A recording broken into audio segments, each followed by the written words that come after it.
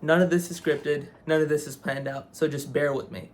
Today we're going to start a new series called What They Don't Tell You, and today we'll be talking about how to get into sim driving, simulator driving, sim drifting, whatever you call it. This is it. So, basics: PC, desk, foldable chair, monitor, keyboard, mouse, rig.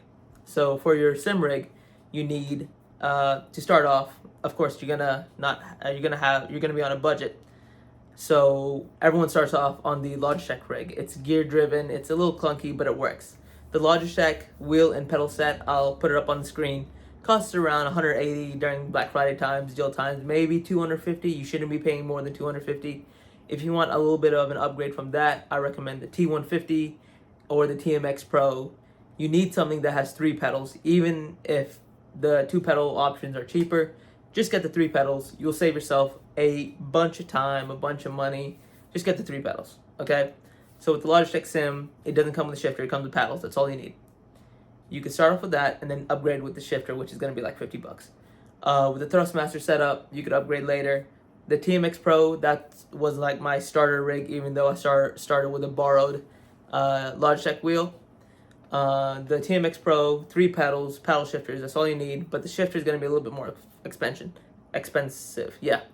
Down there you can see my TH8A shifter. That'll run you around $150.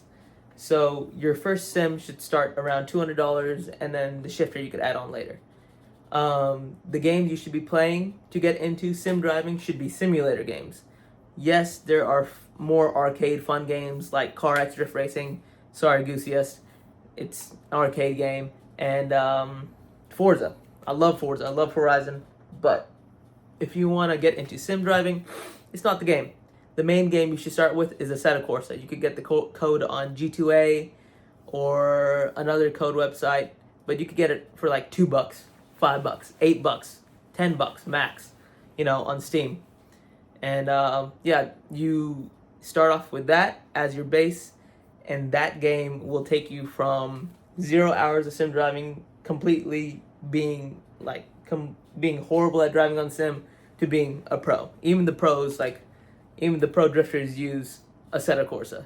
Because of the modability of Assetto Corsa, you could download anything, to driving an Amazon box, through Walmart, to driving a dinosaur on a Mario Kart map, to more realistic things like laser scan tracks, to any single drift car, and you can do all the adjustments.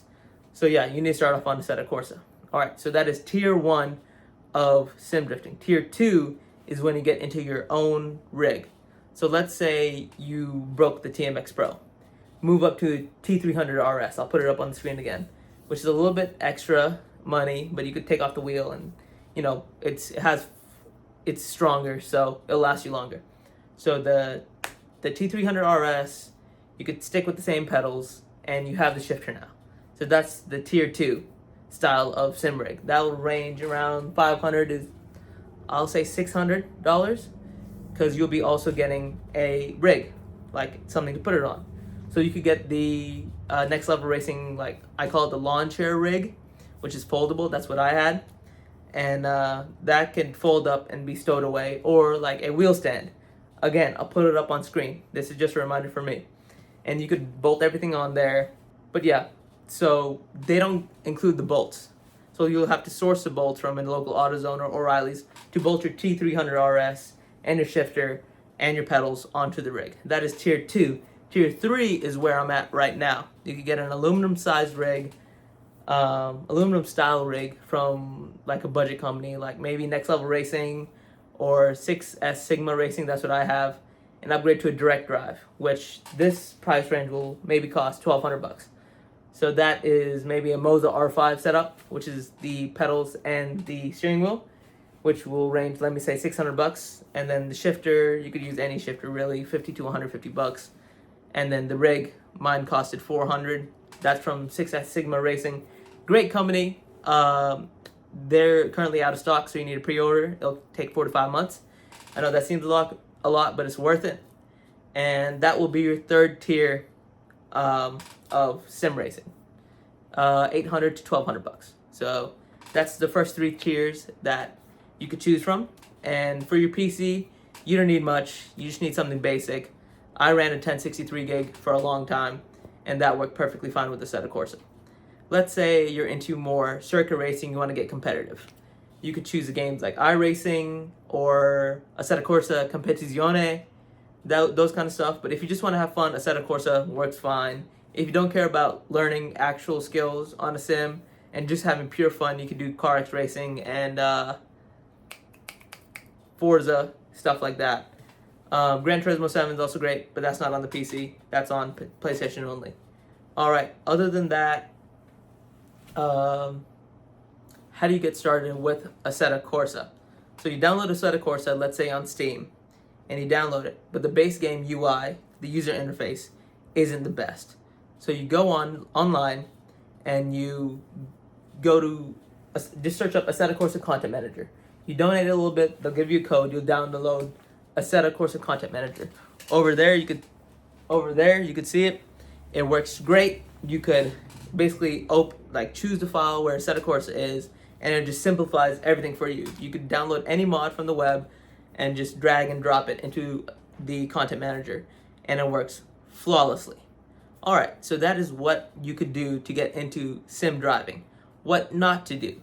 If you are just starting, do not get a $1,200 rig and be like, oh yeah, I'm going to be the best driver in the world. Because you're not going to be the best driver in the world. Even if you have good gear and you start on good gear. It will help a little bit.